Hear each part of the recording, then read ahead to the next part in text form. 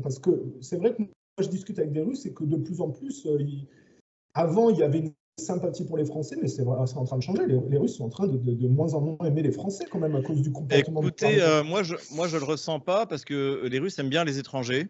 C'est un pays très accueillant et au contraire, ce qu'ils disent, mais quand ils entendent parler français, ils disent mais vous êtes encore là? Pourquoi vous n'êtes pas parti, etc. Ils sont très curieux de savoir pourquoi on est encore là. Et puis moi, je suis quand même je passe dans les talk-shows de Solovyov notamment. Là, c'était d'ailleurs la chaîne de Solovyov Live où je passais. Et donc, en fait, je suis assez connu en Russie. Donc, les gens me reconnaissent assez souvent et ils m'apprécient. Et je pense que, évidemment, si vous voulez, le régime d'Emmanuel Macron livre des armes qui tuent des enfants, des soldats russes, des maris, des fils. Donc, effectivement, ils en veulent au régime et je pense qu'ils font vraiment la différence, comme Vladimir Poutine d'ailleurs, entre le régime et le peuple. Et je pense qu'ils ont conscience, notamment les élites russes ont conscience que la France est un pays occupé. Voilà. Donc voilà, on attend la libération. Et j'espère, c'est ce que je viens de dire d'ailleurs. Pourquoi est-ce que Macron a peur? Parce que une défaite militaire peut aboutir à un bouleversement politique. On l'a vu en 1870 avec Napoléon III, on l'a vu en 1905 avec la défaite de la Russie contre le Japon, on l'a vu bien sûr en 1917 avec la défaite contre l'Allemagne. On l'a vu en Allemagne en 1900. Vous avez dit la défaite contre le Japon, non? Ils ont perdu contre les Japonais? En 1905, oui. Ah d'accord, ok. En 1905, il y a eu c'est un conflit périphérique. Hein, les Russes avaient peu de forces en Extrême-Orient et ça a été la prise de Port-Arthur notamment. Et donc il y a eu un traité, le traité de Portsmouth. C'était une fois de plus, c'était les Américains qui mettaient l'huile sur le feu en fait. C'est eux qui ont poussé le Japon, alors que la Russie avait de bonnes relations avec le Japon. Ils avaient un accord notamment tout à fait honorable sur les îles Kouriles à l'époque. Et le Japon a rompu cette bonne entente. Et le traité de Portsmouth a abouti à la prise de la moitié de l'île de Sakhaline. Mais pas pour longtemps, puisque les Russes ont mis une raclée aux Japonais au début et à la fin de la Deuxième Guerre mondiale. Et donc là, non seulement ils ont repris la totalité de l'île de Sakhaline, mais également la totalité des îles Kouriles. D'accord, ok. Voilà. C'est jamais une bonne idée d'attaquer la Russie, ça finit tôt ou tard par se retourner contre soi. Oui, parce qu'il y a quand même quelque chose qui est, quand on compare avec la diplomatie notamment, c'est que les Russes sont respectés parce qu'ils ont le respect de la parole et des accords. C'est absolument plus le cas des Occidentaux. Enfin, si ça n'a jamais été le cas des Occidentaux, parce que là, honnêtement, moi, je comprends. Alors, écoutez, la France, dans son alliance avec la Russie, notamment avant la Première Guerre mondiale, a été parfaitement loyale. D'accord. Et donc, notamment, d'ailleurs, en fait, il y avait un journaliste qui s'appelait Fabrelus, qui avait fait cette analyse assez juste. Il a dit l'Allemagne et l'Autriche ont rendu la guerre possible, la Russie l'a rendue inévitable. Et quand la Russie est entrée en guerre, les Français n'étaient même pas au courant. Ils étaient allés à Saint-Pétersbourg et ils étaient dans le bateau, la délégation française en train de rentrer. Et à ce moment-là, la Russie a refusé de se soumettre à l'exigence de Berlin. Et c'est comme ça que ça a déclenché, que la Première Guerre mondiale s'est déclenchée. Et la France est rentrée en guerre. Tout à fait loyalement vis-à-vis de son alliance avec la Russie. Elle a même essayé de soutenir le régime en place en envoyant des troupes à Odessa contre les bolcheviks. Bon, ça n'a servi à rien.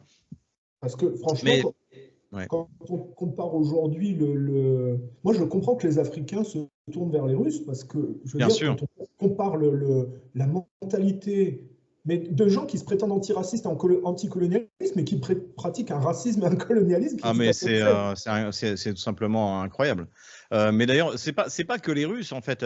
Les Russes prennent pas la place. Les Russes prennent une place vacante. C'est parce que on se comporte mal. En plus, on n'a plus grand-chose à apporter parce que nous sommes un pays pauvre. Et puis, il n'y a pas que la France qui se fait foutre dehors. Les Américains se font mettre dehors, les forces américaines viennent se faire mettre dehors du Niger. Ils voulaient aller s'installer au Ghana, le Ghana a dit non. Ils sont en train de maintenant aller voir en Côte d'Ivoire si les Ivoiriens veulent bien d'eux. Donc c'est tout l'hégémon occidental qui est en train de se faire mettre dehors d'Afrique. Les Anglais, les Américains, les Français. Et c'est pas que les Russes les Russes sont même pas dans les 10 premiers investisseurs en Afrique. Ceux qui nous mettent vraiment dehors, c'est les Chinois, les Turcs, les Émiratis, etc. Donc c'est pas la faute des Russes, c'est notre faute à nous parce qu'on se comporte mal. Voilà. Mais c'est aussi le niveau de la diplomatie qui est totalement ridicule et malsain, quoi.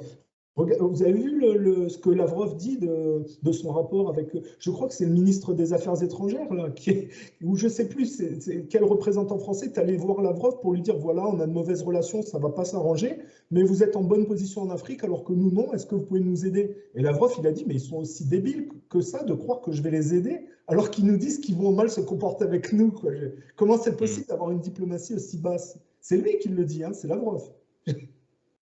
Non, mais de toute manière, si vous voulez, ce qui a ruiné notre diplomatie, le dernier événement qui fait que la Russie ne nous prend plus au sérieux, c'est le fait que Macron ait publié un entretien téléphonique secret avec Vladimir Poutine en juin 2022. Donc maintenant, c'est terminé. C'est terminé. C'est scandaleux. Hein. Tant que Macron sera là, nous ne serons plus pris au sérieux. Nous ne serons plus pris au sérieux.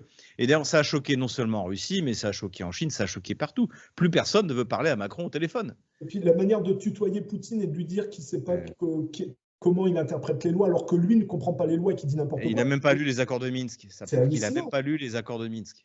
Et puis vous regardez Angela Merkel et François Hollande qui disent qu'ils ont triché, menti. Je veux dire, comment vous voulez être respecté après ça? Et puis, c'est pas que les Français. Regardez Blinken en Chine récemment. Ah oui. Mais comment on peut en arriver là, quoi? À un moment donné, moi, je me demande s'il n'y a pas un problème de pathologie. Je pense qu'il y a une arrogance comment dirais-je, c'est un peu une fin de régime global. C'est-à-dire c'est la fin de l'hégémon. Et donc, on n'a plus les moyens de notre politique. Et pourtant, la seule chose qu'on a conservée, c'est l'arrogance. On n'a plus d'armée. On n'a plus d'économie, mais en revanche, on a cette arrogance bourgeoise de ce que j'ai défini comme la gauche bourgeoise, qui est très caractéristique des Lumières, hein, d'ailleurs, de cette espèce d'idée qu'on va pouvoir faire la leçon au monde, leur dire ce qu'il faut faire et pas faire, déclencher la guerre contre eux, faire la guerre à notre propre peuple, les élites qui font une guerre à leur propre peuple. Voilà, on est au bout de ça, incontestablement. Alors, je reviens à notre histoire de chronologie et de bon flic, mauvais flic. Je vais continuer à faire le russe frustré de la mollesse de Poutine, même si vous n'êtes pas d'accord, mais ça va faire un contraste. Non, attendez, Poutine est un modéré. Quand on le compare aux communistes ou aux nationalistes, évidemment que c'est un modéré. Voilà, parce que moi, si vous voulez, si on reprend la chronologie, on en était à Poutine qui vire les oligarques et qui est en train de mettre en place quelque chose pour freiner la décadence. Bon, c'est ça. Donc, il met les choses en place, mais on arrive très vite à la Libye, et où Medvedev est président et Poutine Premier ministre. Mais on voit bien que les Russes, à ce moment-là, se font avoir complètement et perdent l'influence en Libye parce qu'ils font confiance bêtement. Tout à fait. Tout à fait. D'ailleurs, si vous voyez aujourd'hui le président Medvedev, puisqu'il était président à cette époque-là, aujourd'hui, il est donc secrétaire adjoint du comité de sécurité nationale. C'est lui qui a parmi les mots les plus durs contre l'Occident parce qu'il s'est fait berner. Il s'est fait berner par Alain Juppé. C'est-à-dire qu'Alain Juppé a obtenu de Medvedev en disant les Russes veulent faire jouer les organismes internationaux, l'ONU, etc. etc. Et donc Juppé est arrivé en disant ne mettez pas votre veto pour la résolution sur la Libye, c'est juste pour protéger les populations civiles, etc. Et Medvedev a accepté de ne pas mettre le veto de la Russie. Et les conséquences, on la connaît, c'est l'assassinat de Kadhafi et la bascule de la Libye jusqu'à aujourd'hui dans l'anarchie la plus complète, avec des morts, un pays d'Afrique qui était un des plus prospères, avec une classe estudiantine, vraiment une prospérité incroyable. Et bien tout ça a été détruit. Et les Russes ont compris qu'on les avait bernés. Et c'est pour ça qu'on les a pas repris en Syrie, notamment. En Syrie, la Russie, je crois que c'était quasiment à la même époque, hein, a mis systématiquement son veto contre toutes les résolutions qui étaient proposées par les Occidentaux. Alors moi, je vais vous opposer une chose, c'est que est-ce que c'est pas de l'incompétence et de la naïveté de la part des Russes de se faire avoir? Parce qu'ils ne se sont pas fait avoir qu'en Libye. En 2014, le coup d'État, là, où ils ont demandé à Poutine de demander à Yanukovych de ne pas faire intervenir les chars, Poutine s'est fait entuber exactement de la même manière. Non, là c'est non, non. En fait, il faut voir une chose, c'est que le 20 février, le 19-20 février 2014, Yanukovych a gagné à Maïdan. Maïdan s'est essoufflé, les forces de l'ordre ont fini par l'emporter, et en fait, c'est pour ça. Est-ce que vous permettez que je fasse juste une parenthèse pour oui. les auditeurs? Il faut expliquer. J'avais fait une interview avec Arne Schlenger à l'époque, en 2015, pour expliquer cet événement de Maïdan.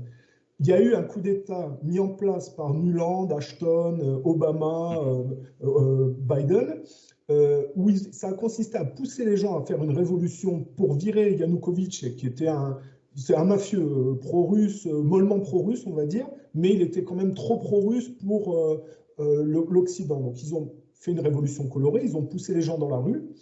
Et à un moment donné, c'est Poutine qui l'explique, hein, je crois, ils ont appelé Poutine pour dire est-ce que vous pouvez demander à Yanukovych de ne pas faire intervenir l'armée et nous, on s'engage à faire rentrer les gens pour éviter le bain de sang. Quand Poutine a intercédé à leur demande, ils ont fait tout le contraire et ils ont même utilisé des snipers pour tirer dans le dos et des manifestants et de la police et ils ont accusé Yanukovych. Et c'est comme ça qu'Yanukovych a été viré. Donc, c'est pas la démocratie. C'est pas ça qui s'est passé. Ce qui s'est passé, c'est ce que j'ai dit. C'est-à-dire qu'effectivement, ils ont utilisé des snipers pour radicaliser la foule. Ils ont fait, d'ailleurs, dans la nuit du 20 au 21 février, on avait les corps des gens qui avaient été abattus par les snipers de Maïdan sont promenés dans la foule. Mais Yanukovych l'avait emporté. Et c'est pour ça que vous avez les 3 ministres des Affaires étrangères français, donc à l'époque c'était Fabius, Steinmeier, l'allemand, et Sikorski, qui est revenu d'ailleurs ministre des Affaires étrangères aujourd'hui en Pologne, qui sont venus pour signer un accord de sortie de crise. Et Yanukovych, par faiblesse, a accepté, et il a accepté de retirer les forces de l'ordre de Kiev. Et donc, au lieu de respecter l'accord, donc cet accord n'a pas... Et donc l'accord prévoyait des élections dans 6 mois. Élections présidentielles. Le problème, c'est que Yanukovych pouvait très bien les emporter, ces élections, parce que les Ukrainiens en avaient ras-le-bol de Maïdan. Maïdan avait pu se prolonger parce que Yanukovych était faible et qu'en plus, il était entouré de traîtres.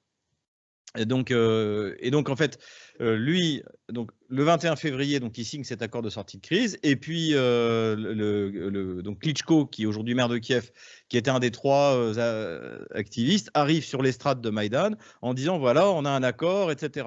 Et là, vous avez un bandériste qui arrive, qui s'appelle Parasyuk. Il prend l'accord, il le jette et il dit non, on veut, c'est le départ de Yanukovych.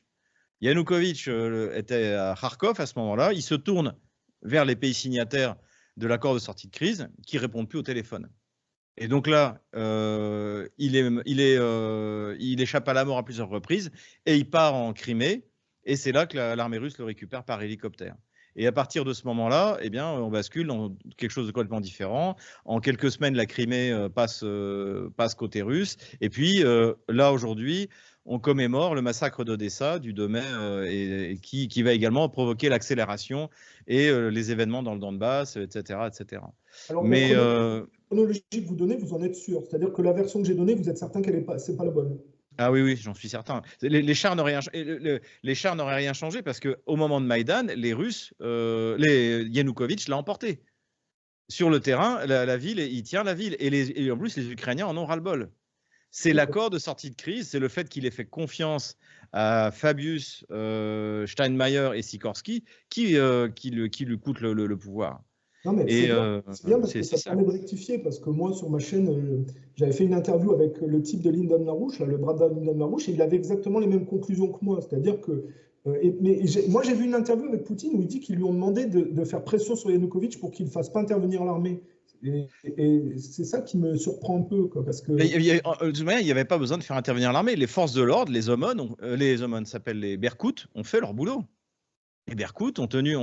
Alors, ils avançaient avec une main dans le dos, parce que Yanukovych les retenait, sinon ça aurait été réglé beaucoup plus rapidement, parce que Yanukovych était sous l'emprise des Occidentaux. et qu'il était persuadé qu'il pourrait trouver, il a cru dans la parole, comme tous les, pardonnez-moi l'expression, tous les couillons à la Noriega, à la Milosevic, à la Saddam Hussein, à la Sarkozy, et tous ces gens-là à Navalny, tous ces gens-là qui un jour ont fait confiance à la parole occidentale, bah, ont terminé de la même manière. Et lui encore, il s'en est bien sorti parce qu'il n'est pas mort, il n'est pas en prison.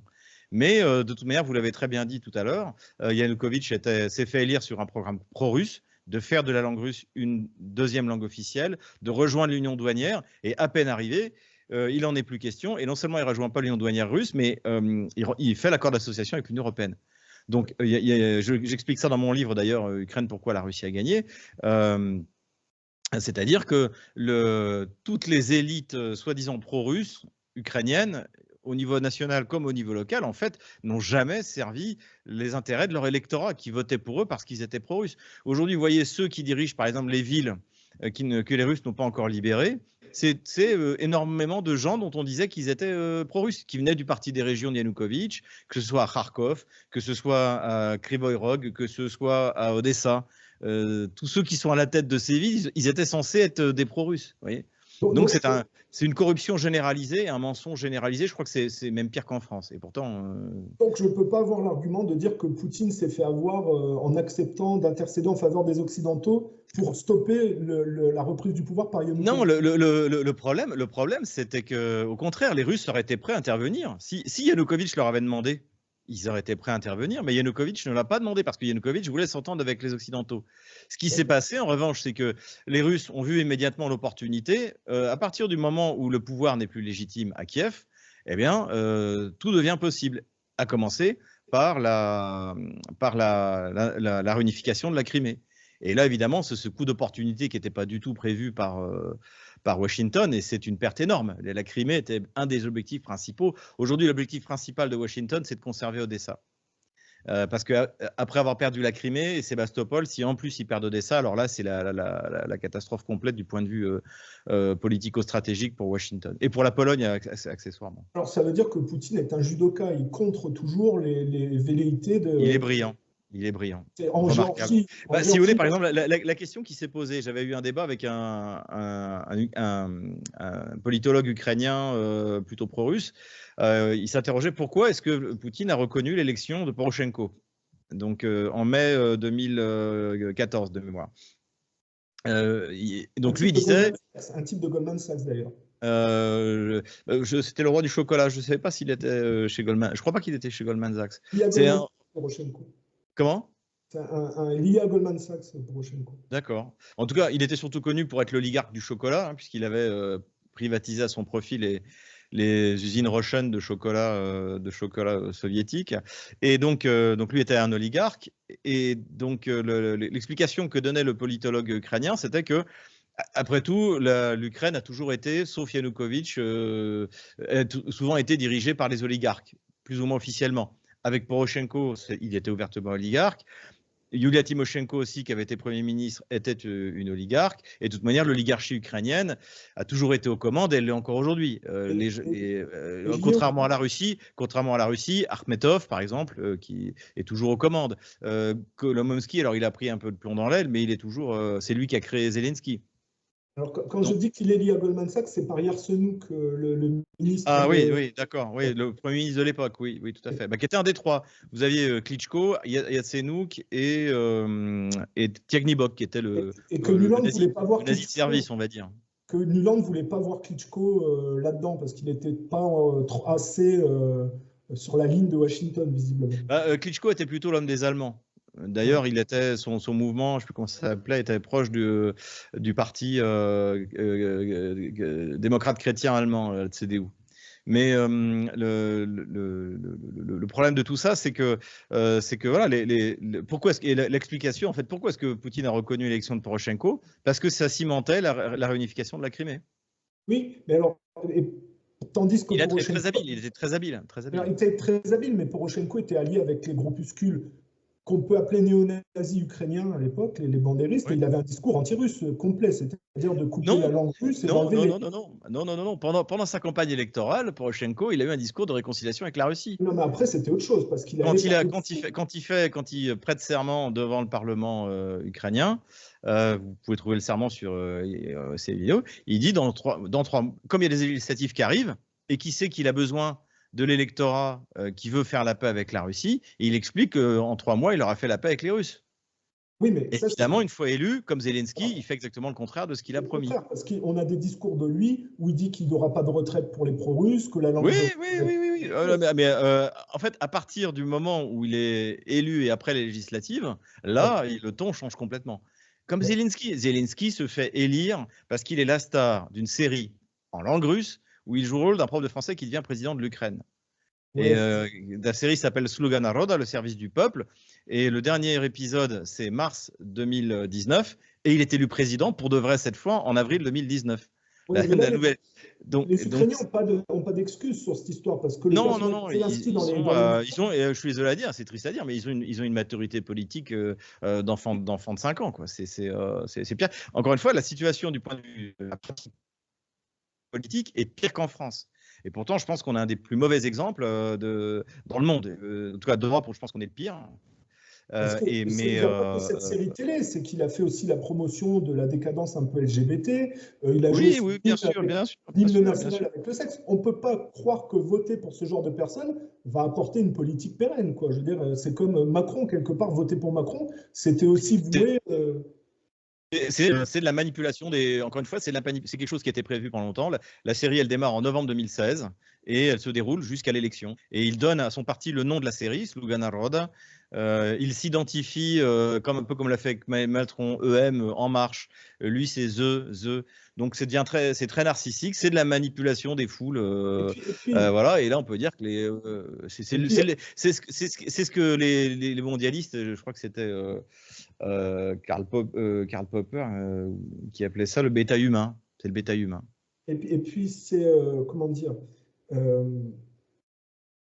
derrière c'est très fortement connoté mafia juive avec Kolomoïski et ce genre de personnages qui sont reliés. Alors en fait c'est tous les oligarques. Alors la majorité des oligarques comme en Russie à l'époque sont effectivement juifs, mais le plus puissant d'entre eux c'est Akhmetov, c'est un tatar. Je crois même qu'il est musulman. Donc, c'est avant tout la classe mondialisée. Plus que Kolomoïski au point de vue de l'influence ? Ah oui, du point de vue de la fortune, Akhmetov, alors ils ont beaucoup perdu, puisque notamment Akhmetov contrôlait... c'est Akhmetov qui a permis à Kiev de conserver Mariupol en 2014. Puisque c'est lui qui contrôlait la ville, et c'était sa ville. Et il a beaucoup perdu en perdant Mariupol. Aujourd'hui, ses derniers actifs sont à Kryvyi Rog. Et c'est lui un des plus fervents soutiens du régime de Kiev. Et c'est pas lui, il n'a pas créé Kolomoïski, mais il n'a pas créé Zelensky, c'est Kolomoïski qui l'a fait. Mais c'est quelqu'un d'extrêmement, je pense, depuis le début, c'est le plus puissant des oligarques. Le plus puissant des oligarques. Bon, là, on est dans la période de 2014. Et en 2014, c'est quelque chose que vous devez connaître. Alors, moi, je ne suis pas militaire, mais vous allez certainement comprendre. En 2014, il y a eu cette histoire du vol MH17. Oui. Moi, j'ai travaillé un peu dessus et on voit dans les débris de la carlingue de l'avion que la cabine de pilotage a été visée par des impacts de tir à l'horizontale, ce qui fait que pour moi, ce n'est pas un tir qui vient d'en bas, mais c'est un avion ukrainien qui aurait abattu cet avion-là. Est-ce que vous avez la version de... Quelle est votre version? Parce que moi, j'ai publié ma version précisément dans mon dernier bouquin. En fait, les Russes ont fait un test de missile Buk M1, donc le même style de missile qui est utilisé par les Ukrainiens. Et en fait, ce que vous voyez, c'est pas des tirs. En fait, c'est que quand vous avez un missile anti-aérien, il y a une fusée de proximité. Il explose avant de toucher l'avion. Et donc, il explose en envoyant une multitude d'éclats, ce qui à 10 000 mètres est fatal. Donc, ce n'est pas des tirs directs, en fait. C'est un missile qui a explosé au niveau de l'avant gauche de l'appareil, si je me souviens bien. Mais effectivement, j'ai étudié aussi la thèse d'un avion. Je dirais à la limite, ce qui a détruit le MH17, ce n'est pas ce qui est inventé, c'est qui l'a détruit et est-ce que c'est fait exprès ou pas. Qui l'a détruit, c'est certain que c'est l'Ukraine. Il n'y a pas de solution alternative pour que ce ne soit pas l'Ukraine. Et moi, je pense que ça a été détruit délibérément. parce que l'Ukraine, parce que l'Allemagne, la France, l'Italie ne voulaient pas prendre de sanctions sérieuses contre la Russie. Les sanctions qui ont été prises au lendemain de la réunification de la Crimée ont fait rigoler tout le monde. Alors, est-ce que je peux vous lire un passage et vous me dites ce que vous en pensez pour cette histoire du vol MH17? Oui, oui. C'est un pilote qui a été identifié, qui s'est suicidé. Oui, depuis je connais, j'en parle dans mon livre, mais lui, il pilotait un MiG-25. Donc, un MiG-25 ne peut pas faire un tir au canon à 9000 mètres d'altitude. C'est pas possible. Donc, et en revanche, alors si oui, ça peut être un missile solaire, mais en principe, c'est pas ce avec quoi ils sont. Et ben voilà, justement, c'est pour ça que je veux vous lire l'article parce que. Non, mais je connais. Je connais. Encore une fois, j'ai un chapitre dans mon livre où je parle. Ça s'appelle l'Empire du mensonge, et j'appelle le MH17 le père de tous les mensonges. Oui. Et effectivement, ce pilote, il y a un mécanicien ukrainien, mécanicien de ce pilote, qui est passé côté russe et qui a fait un témoignage devant le parquet russe dans lequel il a dit que ce pilote ukrainien a atterri, et il avait tous ses missiles avaient été tirés, mais que je sache, c'est plutôt des missiles air-sol que portent les Sukhoi 25. Et il a dit, en parlant du MH17, il aurait mieux valu qu'il ne soit pas là. Donc moi, je pense que ce pilote, c'est ma théorie, il a été témoin de la destruction du MH17 parce qu'il était dans le ciel. Et ça, les Russes l'ont dit, il y avait des avions ukrainiens dans le ciel. Donc moi, je pense que c'est un missile Buk, qu'il a été délibérément tiré par les Ukrainiens. Les Russes ont déterminé en faisant des essais à peu près de quel endroit il a été tiré. J'en parle aussi dans mon livre. Et donc ce pilote a été témoin de ça. Et effectivement, il a pris sa retraite. Il est devenu directeur à 29 ans de l'aéroport de Nikolaïev, à 29 ans. Hein. Et pourtant, il était marié, il avait 2 enfants et il s'est tiré une balle. Tout lui réussissait, mais il s'est tiré une balle, soi-disant. Donc évidemment qu'il n'y a pas besoin d'être... Ceci dit, la thèse est un peu différente. C'est que la thèse dit qu'il a abattu l'avion avec des missiles qui n'étaient pas prévus pour son avion, des sol-air, en pensant que c'était l'avion présidentiel russe qui était passé... Non, ça c'est des âneries. Un avion présidentiel russe ne va pas passer dans le... Il était passé quelques heures au-dessus d'un champ de bataille, c'est pas sérieux. Non. Au-dessus d'une zone, comment s'appelle, d'une zone en conflit, c'est pas possible ça. Parce qu'il y a eu un trajet présidentiel quelques heures avec une... Non, mais il n'y a pas un seul... que l'avion présidentiel russe survole une zone de guerre. D'accord. Tout simplement pas possible. D'accord. Bon, mais en tout cas, vous confirmez que cette histoire de 2014 est une histoire de manipulation médiatique qui vise... Ah oui, moi je pense que, encore une fois, je suis certain que c'est les Ukrainiens qui l'ont détruit. On ne peut pas complètement exclure la possibilité que ce soit l'avion. Mais globalement, en plus, les Russes, encore une fois, ont fait des tests en grandeur nature. Donc, je pense plutôt d'un missile. Et en plus, le missile a été identifié, puisque les Ukrainiens ont donné le numéro du missile. Et les Russes ont retrouvé que c'était un missile qui a été livré à l'ouest de l'Ukraine à la fin des années 80, à l'époque soviétique. Ils avaient toute la nomenclature. Donc, je pense que c'est délibéré. C'est ça qui est grave.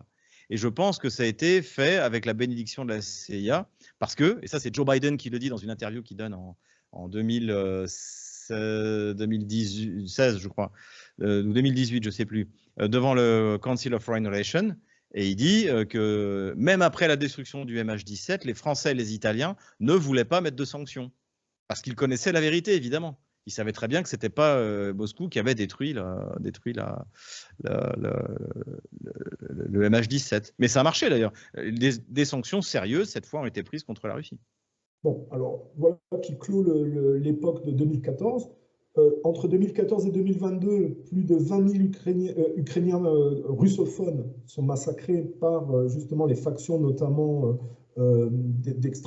ultranationalistes ukrainiennes. Et beaucoup de gens disent, oui, mais pourquoi Poutine a laissé ces gens-là pendant 8 ans se faire massacrer? Pourquoi il est intervenu qu'en 2022? Est-ce que vous êtes partisan de la thèse de la Russie n'était pas prête militairement et ne pouvait pas, si vous voulez, intervenir avant 2022? Alors, c'est une bonne question. On a posé cette question à Vladimir Poutine et il a dit que s'il avait su, effectivement, il serait intervenu plus rapidement. Mais je pense aussi que, si vous voulez, ce qui se passe, c'est une guerre civile aujourd'hui. Et pour Vladimir Poutine, prendre la décision de démarrer une guerre civile, c'est quand même quelque chose, et c'est aussi le principe de la guerre juste, selon saint Thomas d'Aquin, c'est-à-dire qu'il faut que toutes les solutions, pour que la guerre soit juste, toutes les solutions pour éviter cette guerre aient été entreprises. Et Vladimir Poutine a joué les accords de Minsk avec une patience infinie, puisqu'il y avait une date de péremption dans les accords de Minsk, c'était le 1er janvier 2016. Et Kiev n'avait implanté quasiment aucune des recommandations. On peut dire un peu le cessez-le-feu, et on peut dire également quelques échanges de prisonniers, mais finalement très peu. Mais l'amnistie, le changement constitutionnel, le statut d'autonomie du Donbass, tout ça n'avait pas été implanté. Donc Vladimir Poutine et tout le Conseil de sécurité de l'ONU qui avait voté la résolution 2202 qui légitimait les accords de Minsk auraient dû intervenir pour forcer Kiev à appliquer les accords de Minsk. Donc je pense que Poutine a essayé à tout prix d'éviter la guerre. Il pensait aussi, et il avait raison, que de toute manière, sans la Russie, l'Ukraine s'écroulerait économiquement et que donc tôt ou tard, ça mènerait un pouvoir favorable à la Russie. Et c'est ce qui était en train de se produire. C'est aussi pour ça que Zelensky s'oriente vers une opération d'épuration ethnique du Donbass pour qu'on cesse de parler de la situation économique en Ukraine, qu'on oublie les Pandora Papers dans lesquels lui et ses amis figurent. Et donc voilà, donc la stratégie de Poutine, qui était une stratégie de long terme, comme toujours, était censée. Et surtout, ça évitait la guerre. Et après, ce que vous dites aussi n'est pas faux, c'est-à-dire que l'armée russe de 2014, alors l'armée ukrainienne aussi de 2014 était encore moins bonne que celle de 2022. Mais l'armée russe, quand même, n'avait pas tout le potentiel qu'elle avait en 2022. Il est aussi intervenu en 2022 parce que l'armée russe s'est dotée du matériel qu'on voit aujourd'hui. Elle, en plus, elle a bénéficié de l'expérience en Syrie, etc., etc. Donc, il y a quand même toute il y a des justifications à la fois morales, politiques et militaires d'avoir attendu. Peut-être qu'il lui fallu mieux intervenir en 2020, 2021, peut-être 1 ou 2 ans plus tôt. Des gens peuvent dire que c'est quand même de la naïveté ou de l'incompétence d'avoir laissé traîner les choses à ce point, quoi. Oui et non. Comme je viens de dire, il y a des raisons qui le justifient. Je pense que si Zelensky n'avait pas planifié une opération d'épuration ethnique, la Russie aurait calmement attendu que le fruit tombe quand il était mûr. Si jamais Zelensky fait arrêter son opposant principal, Medvedchuk, c'est en février 2021, c'est parce qu'il voit bien que la situation est en train de perdre le contrôle. Et il le fait avec l'autorisation, évidemment, voire la recommandation de la CIA, qui le coach directement. Il fait fermer en avril 2021 les 3 chaînes de télévision de l'opposition. Donc, c'est ça aussi qui précipite. Poutine voit ce qui se prépare, et c'est pour ça qu'il intervient. Et moi, c'est ce que j'avais toujours dit. D'ailleurs, j'ai dit la Russie n'interviendra pas, sauf si Kiev se lance dans une opération d'épuration ethnique. Kiev a voulu faire une opération d'épuration ethnique et l'opération militaire spéciale a commencé. Donc justement, est-ce que vous pouvez expliquer à nos auditeurs, pour que ce soit clair, c'est que l'intervention de Poutine pour contrer l'opération ukrainienne qui visait à aller dans le Donbass pour massacrer des gens, est-ce que vous pouvez expliquer aux auditeurs que c'est une opération qui n'est pas illégale, mais qu'elle répond au respect du droit international, justement ? En principe, du point de vue du droit international, la Russie est en droit d'intervenir militairement depuis le 1er janvier 2016, puisque là, il y a une résolution du Conseil de sécurité de l'ONU que Kiev n'a pas fait appliquer. Voilà. Il y a 13, les accords de Minsk donc, qui ont été validés par la résolution 2202, il y a 13 points. Donc, comme j'ai dit, il y a un cessez-le-feu qui globalement a été respecté, des échanges de prisonniers, quelques-uns ont été respectés. Et après, il y a une amnistie générale pour les chefs donc des rebelles dans le Donbass. Rien n'a été fait. Il y a un changement constitutionnel au sein de la constitution ukrainienne pour permettre une autonomie substantielle des régions, des républiques de Donetsk et de Lugansk. Ça n'a pas été fait. Et ensuite devait avoir lieu des élections locales sous surveillance internationale. Tout ça n'a pas été fait. Donc, l'intervention militaire de Vladimir Poutine est légitime.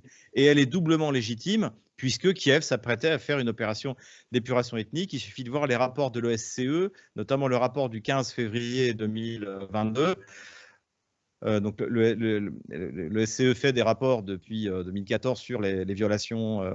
Ça fait aussi partie, d'ailleurs, le président de l'OSCE fait aussi partie des accords de Minsk, sur les violations du cessez-le-feu. Et là, le Donbass est recouvert de bombes, notamment la ville de Donetsk est sous les bombes. C'est la préparation d'artillerie avant l'épuration ethnique qui doit être lancée, d'après le renseignement russe, depuis, on le sait, le 8 mars. Est-ce que vous savez, alors ça c'est pas obligatoire, mais de quelle résolution, sur quelle résolution Poutine, au point de vue de la loi internationale, s'est appuyé pour intervenir? La résolution 2202, qui est votée immédiatement après les accords de Minsk, fin février 2022. D'accord, donc c'est de ça dont ça parle. Parfait. Donc ça nous amène à quelque chose qui va me remettre dans mon mauvais rôle de mauvais flic, on va dire. C'est que en 2022, Poutine pouvait prendre Kiev. Et encore une fois de plus, il a, parce qu'en face, on lui a dit que Boris Johnson était venu convaincre Zelensky de ne pas respecter l'accord. Une fois de plus, il a retiré ses troupes de Kiev alors qu'il pouvait prendre Kiev. Et une fois de plus, ils n'ont pas respecté l'accord. Et donc, la guerre a continué peut-être aussi à cause de ça. Non, il y avait entre 20 et 30 000 hommes dans la direction de Kiev. Vous ne prenez pas une agglomération de 3 millions d'habitants avec 20 à 30 000 hommes. L'opération vers Kiev, il y avait deux raisons. Une première, c'est que ce qui a été dit, c'est qu'il y avait une partie des élites kieviennes qui étaient prêtes à basculer côté russe. Donc, il fallait avoir, si la ville de Kiev tombait de l'intérieur, il fallait avoir des troupes pour venir pénétrer à l'intérieur. Mais surtout, c'était une opération de diversion qui a permis à la Russie d'avancer dans le sud-est, qui était l'objectif principal. Il faut bien comprendre que l'objectif principal, annoncé d'ailleurs officiellement par Vladimir Poutine, c'est la libération du Donbass, pour mettre fin au calvaire des habitants qui subissaient depuis 8 ans. Et l'opération vers Kiev fait que toutes les réserves et les ressources de l'armée ukrainienne vont converger vers le centre politique. Et ce qui permet à l'armée russe de faire 100 km en 9 jours, de franchir le Dniepr et s'emparer de Kherson. Ça permet en même temps de complètement fermer Mariupol et de faire un espèce de chaudron géant qui fait que Mariupol se retrouve tout d'un coup isolé à 80 km au sud de la ligne de front, avec la prise de Volnovakha, et donc de s'emparer de Mariupol, qui est le premier port industriel, et donc de continuer de commencer la libération de la République populaire de Donetsk, puisque Mariupol est la troisième ville après, ou la quatrième ville après Donetsk. Vous avez Donetsk, Gorlovka, Makiivka, Mariupol. C'est les trois grandes villes, les quatre grandes villes du Donbass qui ont été libérées grâce à l'offensive sur Kiev. Mais avec 20 à 30 000 hommes, jamais les Russes n'auraient pu prendre Kiev. Vous pensez donc que c'est une opération de diversion pour fixer les troupes ukrainiennes en défense et pouvoir avancer? C'est ça. Et le cas échéant, si par hasard il y avait une révolution de palais, mais à mon avis peu probable, à Kiev, eh bien, ça permettait d'avoir des troupes sur place qui, dans ce cas, seraient rentrées sans combattre. C'était ça, mais avec 20 000 hommes, vous ne prenez pas Kiev. Mais là, de manière certaine, je vous explique ce que Poutine a dit lui-même. C'est qu'il a dit que voilà, il avait ses troupes près de Kiev et qu'il avait signé un accord avec Zelensky et que Boris Johnson est intervenu pour que Zelensky ne respecte pas cet accord. Parce qu'ils ont dit, vous retirez vos troupes, on ne négocie pas avec un pistolet sous la tempe. Il a retiré ses troupes et effectivement, ils ont pu respecter l'accord. Ils ont fait comme en 2014, quoi, quelque part. Je pense aussi qu'il y avait une raison stratégique et une raison politique. Politique, c'est que c'est vrai qu'ils étaient sur le point de signer un accord. Donc c'était un geste de bonne volonté.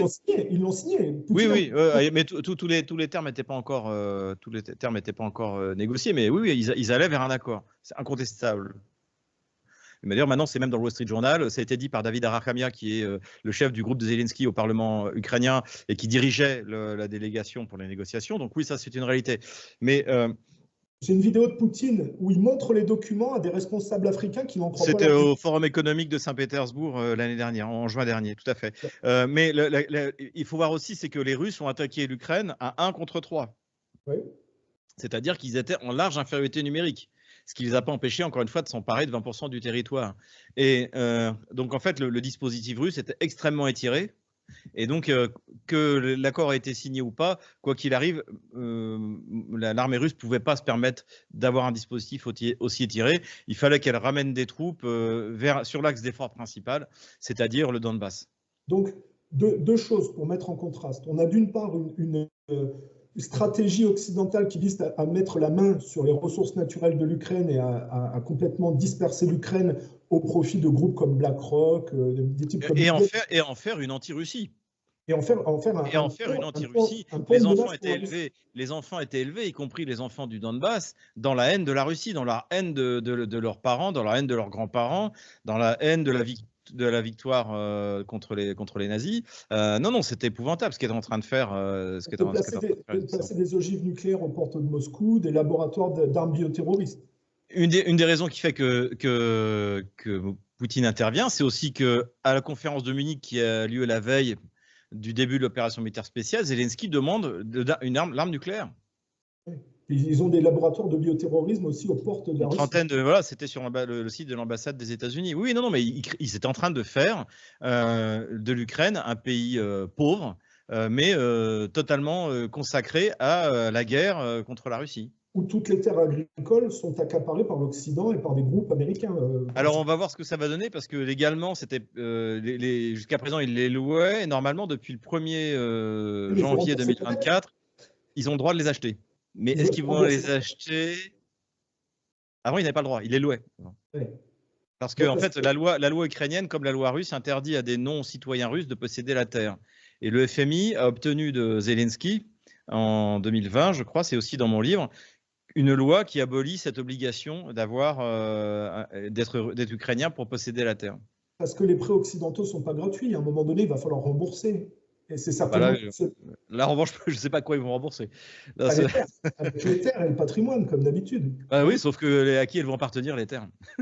Les groupes comme BlackRock, Bill Gates... Oui, ou à la Russie. La Russie, oui, effectivement. Et c'est ça, je vous dis, ce qui est intéressant de voir si BlackRock, Cargill et compagnie croient à la victoire ukrainienne, c'est est-ce qu'ils ont commencé à acheter les terres depuis le 1er janvier 2024 ? Ouais. Parce que pour continuer à dresser le tableau de la décadence occidentale, on peut dire quand même, parce qu'il y a des trafics de drogue, des trafics d'armes, des trafics d'organes, des trafics d'enfants, des trafics de prostituées. L'Ukraine, c'est vraiment un terreau de la décadence occidentale qui s'exerce là-bas, et c'est le chaos. Tout à fait. Je vois qu'ils envoient des handicapés mentaux au front, qui ne payent pas les veuves des morts, qui font exprès de ne pas comptabiliser les morts pour ne pas payer les retraites, qu'ils envoient des gamins, des vieux. Je veux dire, c'est n'importe quoi. Aujourd'hui, soutenir l'Ukraine, c'est être un criminel quelque part. Je pense qu'il y a deux types de personnes qui ont pu croire, qui ont dit que l'Ukraine pouvait gagner la guerre. C'est les crétins ou les salauds. Et la question sur laquelle il faut se poser, c'est ceux qui ont menti. Pourquoi? Alors, si vous passez sur une chaîne de télévision, c'est pour toucher vos 500 € le passage. Si vous êtes un décideur politique, c'est parce que vous vous êtes dit que en fait, c'était un moyen de provoquer l'effondrement de l'économie russe. Et donc, ça valait le coup d'utiliser les Ukrainiens comme un bélier pour faire tomber l'économie russe. Mais ce qui est terrible, c'est qu'en gros, on s'est aperçu au bout de 6 mois que ça ne marchait pas, que non seulement l'économie russe ne faiblissait pas, mais qu'au contraire, elle en profitait pour se réformer. Et dans ce cadre-là, le fait de continuer comme ça jusqu'au bout, c'est tout simplement criminel. Et ça, ceux qui savaient depuis le début que l'Ukraine n'avait aucune chance, et si moi je le savais, je pense que d'autres personnes le savaient, et qui ont malgré tout fait croire que l'Ukraine pouvait gagner, ceux-là sont des salauds. Ceux-là sont d'authentiques salauds. Mais alors, dans ce cas, ça articule avec, pour finir vraiment avec l'Occident, la responsabilité des journalistes de permettre en réalité, par une narration faussée, de détourner l'argent public pour alimenter un conflit qui ne revient dans les poches que de ces salauds dont vous parlez en réalité. Oui, tout à fait. C'est même pas forcément une histoire de gros sous, c'est aussi une histoire de domination, d'hégémon. C'est-à-dire que quand Emmanuel Macron dit que c'est la mort de l'Europe, là j'ai vu, il a donné encore une interview dans The Economist, je crois, donc ça s'appelle la mort de l'Europe, pas trop quoi, l'Europe en danger de mort. En fait, il parle pas de l'Europe, il parle de lui. Il parle de la classe dirigeante occidentale. C'est-à-dire qu'ils se sont tellement impliqués dans cette guerre que si la Russie va l'emporter, ce sera leur défaite à eux. Et ça peut provoquer effectivement des soubresauts politiques du type de ce qu'on a connu, encore une fois, 1870 en France, 1917, 1905, 1918 pour l'Allemagne et le Deuxième Reich. J'entends bien, mais les milliards de milliards qui sont envoyés Ah bah oui, non mais s'il y a moyen de faire un billet. Quand on voit qu'à la fin, le soldat, parce qu'il faut le dire, les principales victimes, c'est les Ukrainiens, le peuple ukrainien qui est complètement massacré. Aujourd'hui, les Français qui soutiennent l'Ukraine sont des criminels envers le peuple ukrainien. Il faut bien le comprendre. Mais les milliards de milliards qui sont investis ne vont pas en Ukraine parce que le simple soldat de base, il n'a rien au final de ces milliards. Il ne voit rien pratiquement. Donc, où vont cet argent?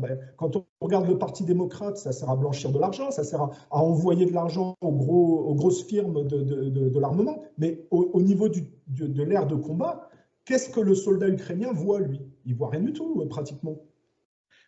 Sans l'aide militaire, otanienne, la guerre était terminée en avril. Hein. Faut quand même se rendre compte. Donc effectivement, je pense que la stratégie de Washington, qui a réussi à convaincre les Européens que ça allait marcher, c'était que l'Ukraine tienne entre 3 et 6 mois.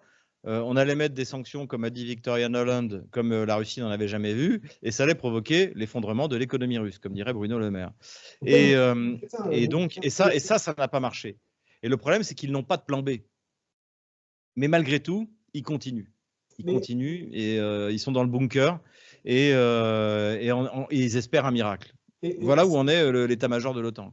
C'est là que j'articule quand même, je vais parler pour contraste de la méthode militaire russe qui contraste avec l'autre côté, mais est-ce que vous ne croyez pas que, puisqu'ils sont jusqu'au boutisme, c'est parce qu'ils ont identifié que l'ambiguïté des Russes avec le modèle occidental capitaliste leur permettait d'avoir un pont d'entrée et d'éventuellement croire que dans leur jusqu'au boutisme, éventuellement en ciblant une centrale nucléaire, en faisant dégénérer le conflit, ils ont une possibilité d'avoir gain de cause. Non, militairement, ils n'ont aucune possibilité de gagner cette guerre. Aucune possibilité. Donc c'est juste du détournement de fonds en sachant que ça ne marchera pas. Oui, il y a plusieurs. Encore une fois, il n'y a jamais de monocausalité. Il y a plusieurs choses. Il y a une crise profonde au sein de l'hégémon américain, donc qui a changé son paradigme, comme je l'ai dit, le nouvel axe du mal, Iran, Chine, Russie. Il y a effectivement à côté de ça des lobbies très puissants, comme le lobby de l'armement, qui en profite pour s'en mettre plein les poches. Et puis, il y a toute une classe politique occidentale qui vit sur la bête, notamment l'Union européenne. L'Union européenne fait vivre une quantité incroyable de parasites, de hauts fonctionnaires européens, de fonctionnaires européens, de députés européens, de commissaires européens. Et tous ces gens-là tremblent parce qu'ils voient que la défaite militaire pourrait très bien devenir une défaite politique globale. Et donc, eux, oui, ils ont toutes les raisons de vouloir se battre jusqu'aux derniers Ukrainiens. Mais le problème, c'est qu'ils ne vivent pas dans le même monde qu'en 1914 ou 1939, c'est-à-dire qu'il n'y a pas un pays européen qui enverra des soldats mourir pour Kiev. Vous croyez? Parce que la France a déjà envoyé des légionnaires. Non, on a envoyé, oui, des instructeurs pour les systèmes de tir, etc. Mais on enverra. On n'a même pas les moyens. On a 1000 hommes en Roumanie. On a 1000 hommes en Roumanie. Comment? Ils se sont fait passer à Slaviansk, là, les légionnaires. Mais c'est pas les forces officielles, ça doit être des volontaires ou des instructeurs, mais ça, c'est pas une intervention officielle de la France. On a envoyé 1000 hommes en Roumanie depuis le mois de mars 2022, je crois. On n'arrive même pas à les maintenir. C'est l'enfer, là-bas. Donc, qu'est-ce que vous voulez qu'on fasse? Moi, je crois que Macron est assez barré pour envoyer des hommes. Mais même s'il envoyait des troupes au sol, ça ne changerait pas. Ça changerait rien. La Russie a gagné la guerre le 24 février. Plus tôt on l'admettra, moins il y aura d'Ukrainiens qui mourront. Comment vous expliquez que les militaires qui ne peuvent pas savoir que c'est vous à l'échec? Moi, j'ai des conversations de militaires français qui disent qu'ils ne peuvent rien faire. Mais comment ça se fait qu'ils acceptent cet ordre d'aller servir de chair à canon pour remplacer les Ukrainiens? Disons qu'ils ne servent pas de chair à canon, ils y vont comme instructeurs, ils ne sont pas là pour donner l'assaut. Donc, si vous voulez, on a livré des systèmes d'armes comme les systèmes antiaériens où il faut des spécialistes. Si Macron dit ce qu'il fait. C'est-à-dire d'envoyer des légionnaires à Odessa ou en Moldavie, comme là, ils sont en train de le faire, ou à Slaviansk. On verra quand il donnera l'ordre, si jamais les officiers exécutent les ordres. Mais, enfin, je veux dire, je ne vois pas trop l'intérêt de discuter sur… Et le fait que… Est-ce que pour vous, quand même, Macron, c'est un agent quand même très anglo-saxon, très pro-américain? C'est un satrape. C'est un satrape, c'est-à-dire la France est un État esclave. Oui. Les Américains disent slave state, c'est un slave state, il obéit aux ordres.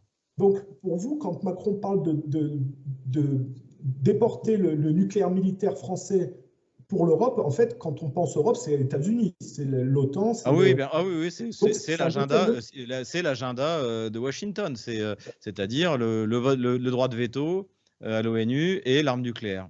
C'est qui est hors de… Parce que l'arme nucléaire anglaise est sous contrôle américain. Mais l'arme nucléaire France, grâce au général de Gaulle, depuis, on a notre… Et si vous voulez, il faut voir une chose, c'est que c'est grâce à l'arme nucléaire aujourd'hui qu'on n'a pas de guerre mondiale. Parce que si jamais Washington ne risquait pas d'être détruit par un tir de missile nucléaire russe, ils auraient envoyé les Européens faire la guerre aux Russes depuis longtemps. Ça, c'est évident.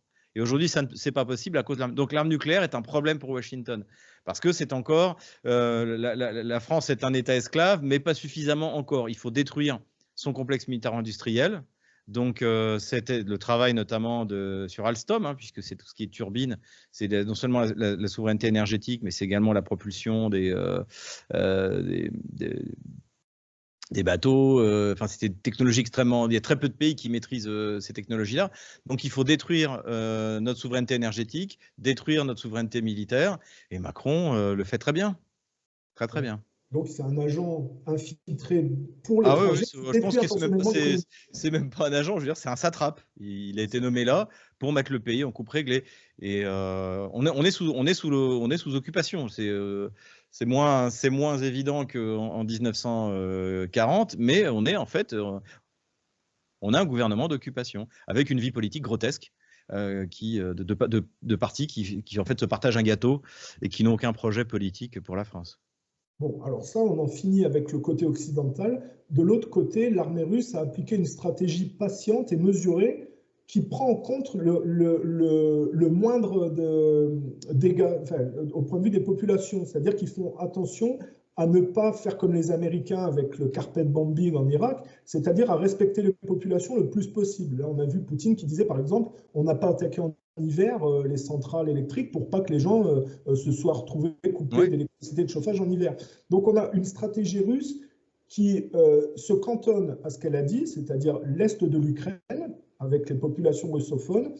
Ils prennent plus si les autres font des erreurs, éventuellement, parce que Poutine a quand même proposé un accord de s'arrêter au Dniepr, mais Poutine a proposé un accord que Macron a refusé, c'est-à-dire d'utiliser le Dniepr comme frontière. C'était avantageux pour l'Ukraine, mais ils n'ont même pas accepté. Donc du coup, ça va se prolonger jusqu'à éventuellement la prise d'Odessa. Mais on voit bien que les Russes ont une stratégie qui est beaucoup plus respectueuse et beaucoup plus humaine que le côté occidental qui n'a aucune règle. Déjà, il faut voir une chose, c'est que la Russie considère l'Ukraine comme une terre russe. Donc, vous n'allez pas détruire… si vous voulez, sur les 10 grandes villes ukrainiennes, il n'y en a que 2 qui n'ont pas été construites par les Russes. C'est Kiev, forcément, et Lvov. Voilà. Toutes les autres, en fait, ont été construites par l'Empire russe. Odessa, bien sûr, par la Grande Catherine et le duc de Richelieu, Mariupol, Donetsk, Krivoy Rog, Kharkov. Alors, Kharkov, c'est un peu plus ancien, mais c'était également les Russes. Donc, toutes ces villes-là, en fait, sont nées de la Russie. Donc, la Russie ne va pas détruire ses propres villes. Et c'est pour ça que Kharkov ou Kiev ne ressemblent pas à Gaza. Les Russes pourraient faire à Kiev ce que les Israéliens ont fait à Gaza, sans aucun problème. Mais ils considèrent que c'est une ville russe, habitée par des Russes. Donc évidemment que c'est pour ça qu'ils s'attaquent aux infrastructures de transport, aux infrastructures énergétiques. Comme vous l'avez dit, ils ont attendu la fin de l'hiver avant de mettre un grand coup sur l'infrastructure énergétique. Et pour détruire en fait la capacité militaro-industrielle ukrainienne, de réparer les ateliers, de produire des armements, etc.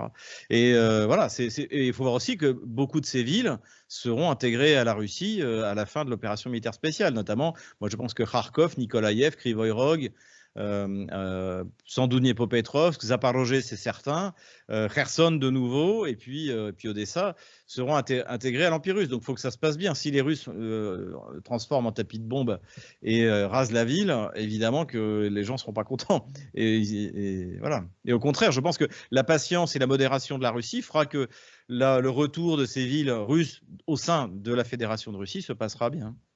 D'accord. Donc, pour vous, ils n'ont pas l'intention de s'arrêter au Donbass, à l'est du Non, non, non, non, non. Non, bah, déjà, du point de vue de la constitution russe, maintenant, les régions de Kherson et de Zaporozhye font partie de la fédération.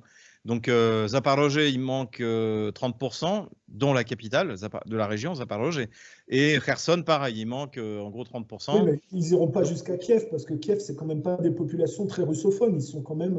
Kiev est une ville russophone, contrairement à ce qu'ils racontent. Moi, la dernière fois que j'étais à Kiev, c'était en avril 2014, juste après Maïdan. Même sur Maïdan, tout le monde parlait russe. D'accord. On ne parle ukrainien que sous la contrainte. Donc, alors maintenant, la contrainte, elle s'exerce depuis 10 ans, donc sans doute que les gens ont pris un peu l'habitude. Mais globalement, si jamais vous n'avez plus de contrainte, les gens vont tous se remettre à parler russe, sauf peut-être dans l'ouest de l'Ukraine. Bon, alors deux derniers points très brefs. On a vu que Poutine avait promis au Premier ministre israélien de ne pas toucher à Zelensky. Bon, après, une fois que Zelensky a eu vent de l'affaire, il s'est vanté de ne pas avoir peur. Bon, il va dire que... C'est Bennett, Naftali Bennett. Absolument. Est-ce que vous ne pensez pas qu'il y a une ambiguïté parce que est-ce que l'élimination, c'est pas quelque chose que je recommande, mais je sais que les Occidentaux passent leur temps à fomenter des plans pour éliminer Poutine.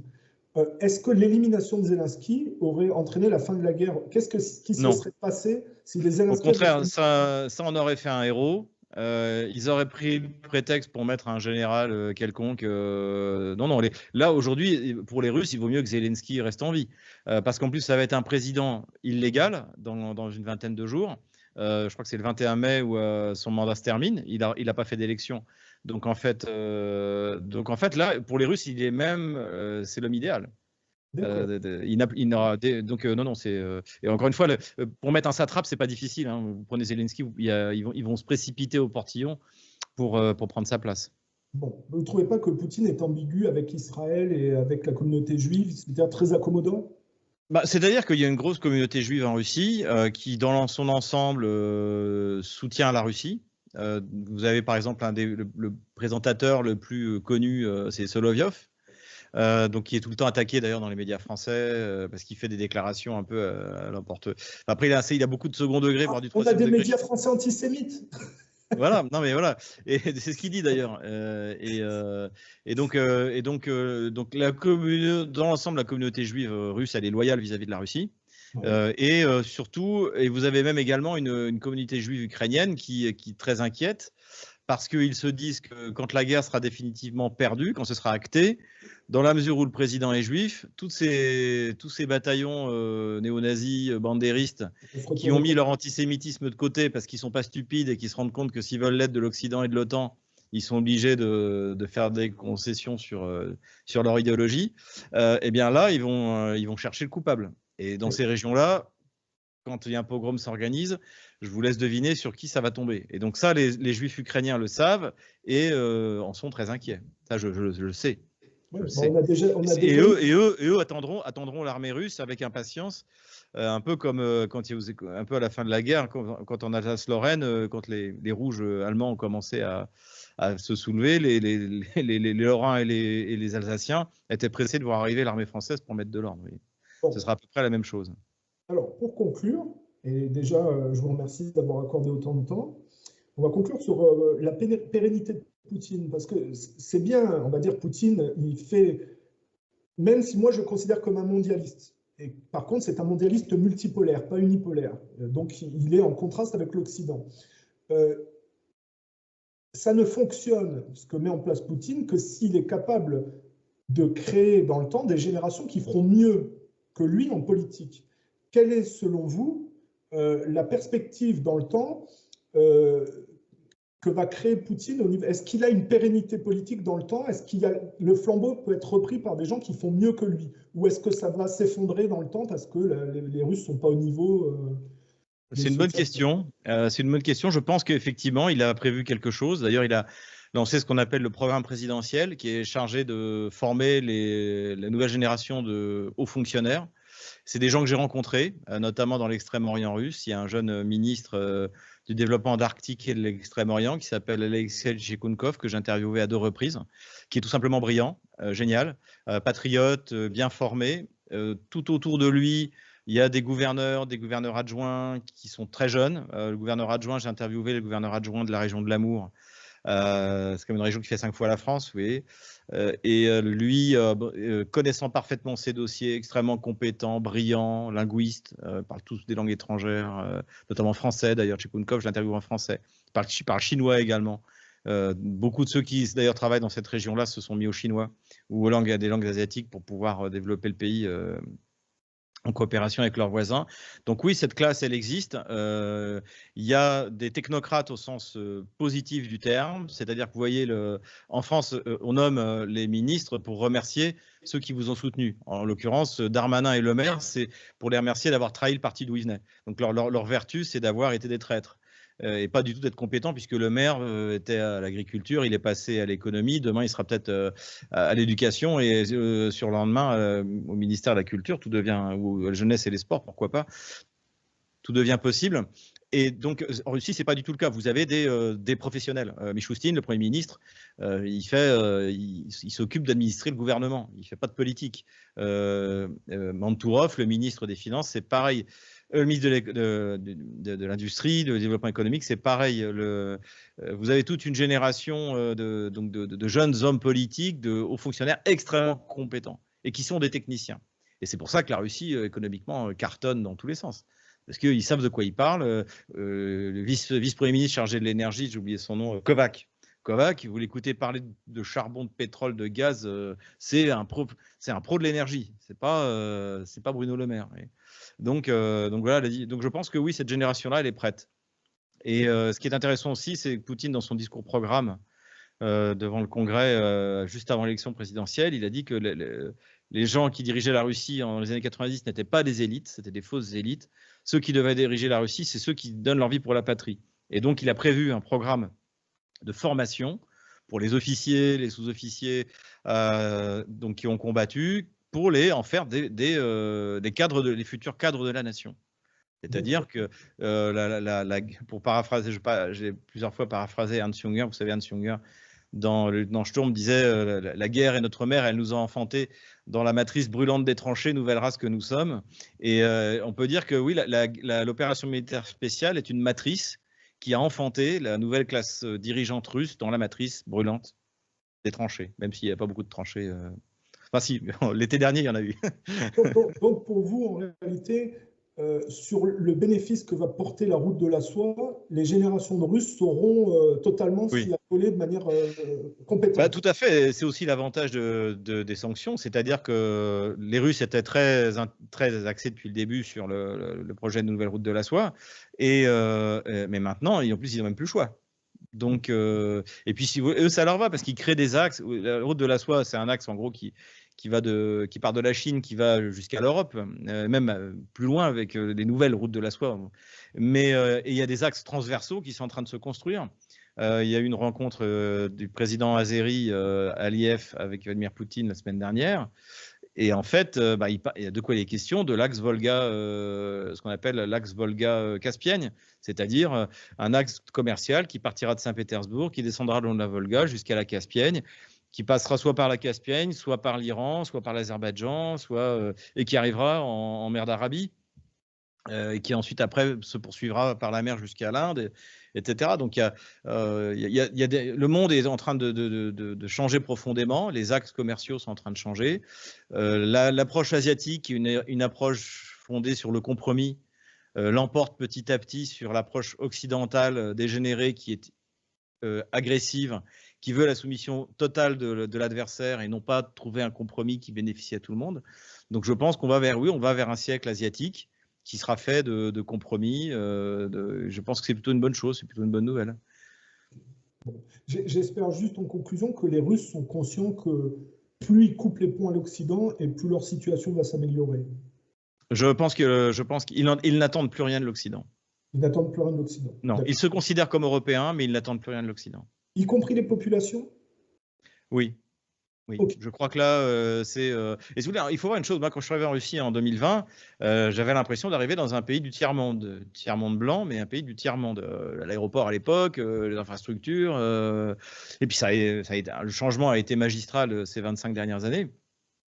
Mais maintenant, c'est l'inverse. C'est-à-dire que quand je vais en France, j'arrive dans le tiers-monde. Surtout que maintenant, j'atterris à Charles de Gaulle 1, je peux vous dire que c'est mal organisé, c'est le bazar.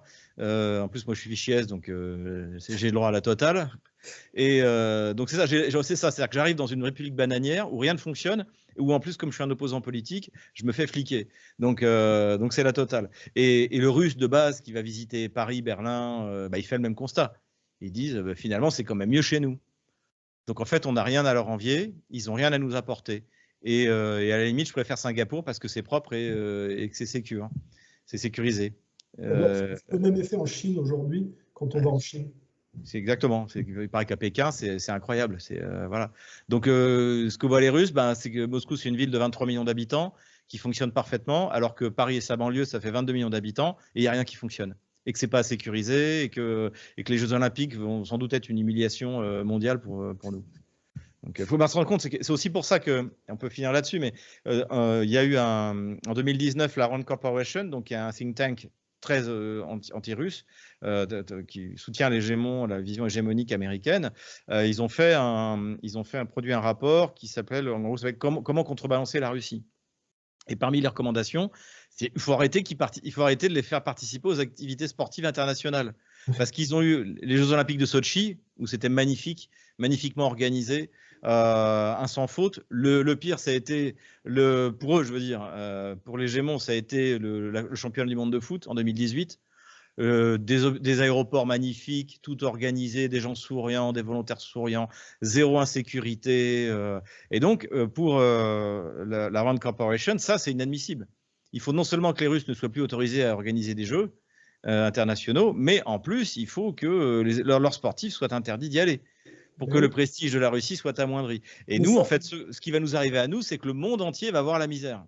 Mais ça, c'est positif pour les Russes parce que plus ils vont se couper de l'Occident et plus ça saigniront. Oui, incontestablement. Je suis d'accord avec ça. Même si en tant que Français, je suis triste, il faut qu'ils prennent leur distance avec nous parce qu'on n'a rien de bon à leur apporter. Et voilà, qu'ils sachent qu'au fond d'eux, les Français sont russophiles, ça c'est incontestable. C'est pour ça qu'il y a autant de personnes qui me suivent sur Internet, notamment. Mais pour l'instant, la France, en tant que structure politique, est quelque chose de dangereux qu'il faut éviter. La société est loin d'être un modèle, au contraire, les lobbies qui nous dirigent font du mal à notre population. Donc voilà, les Russes doivent éviter ça. Bon, eh ben, écoutez, Xavier Moreau, merci pour le temps que vous nous... Merci à vous. 2 heures d'interview, hein. Donc je vais monter ça et puis ça sera disponible sur la chaîne très rapidement. Je vous souhaite plein de bonnes choses. Et puis, merci. Peut-être à une prochaine fois. À bientôt. Au revoir. Au revoir. Au revoir. Bonne journée, Xavier.